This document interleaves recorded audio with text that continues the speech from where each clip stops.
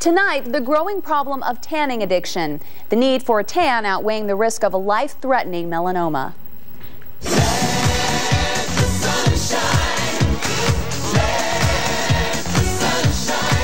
For many, nothing comes close to a day of fun in the sun. But baking to a nice shade of golden brown has consequences you might not notice until the damage is done. I love the sun. It's the only place I relax. 45-year-old Christine Arnone spent her youth soaking in rays, never worrying about sunscreen. One day, that all changed. Was getting ready for bed, and my husband said, "Your doctor's on the phone," and I said, "What doctor?"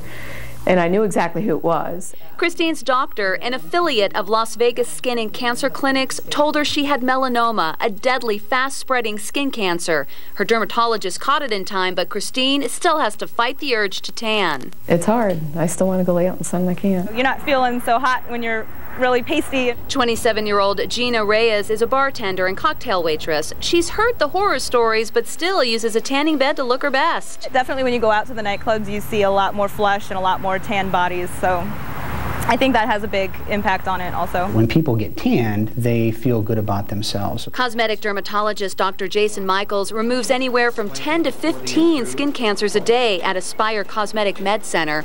He explains why it's so easy to become addicted to the sun. So there's a lot of self-confidence to that. They feel a lot more approachable. They have a higher self-esteem. So there's the addiction partly to that. Dr. Michaels says it's emotional and physical. The body releases endorphins when people tan, which make them feel good. It's very, very relaxing. When you're just laying there in the sun, it's just no worries. Gina is going to see Dr. Michaels. She knows the ultraviolet light will eventually catch up to her. She wants damage control, tanorexic or not. Christine hopes other sunbathers will do the same. I enjoyed the sun, and I know a lot of people do, but it's not worth it. It's not. You hear it, but you just don't think it's ever going to happen to you. Dr. Michaels echoes that sentiment. He says there will be 1 million new cases of skin cancer diagnosed this year alone. What do you want? The tan, or do you want your life? It's your choice. Dr. Michaels says people who have spent a lot of time in tanning beds before the age of 35 have a 75% chance of developing melanoma at some point in their lives.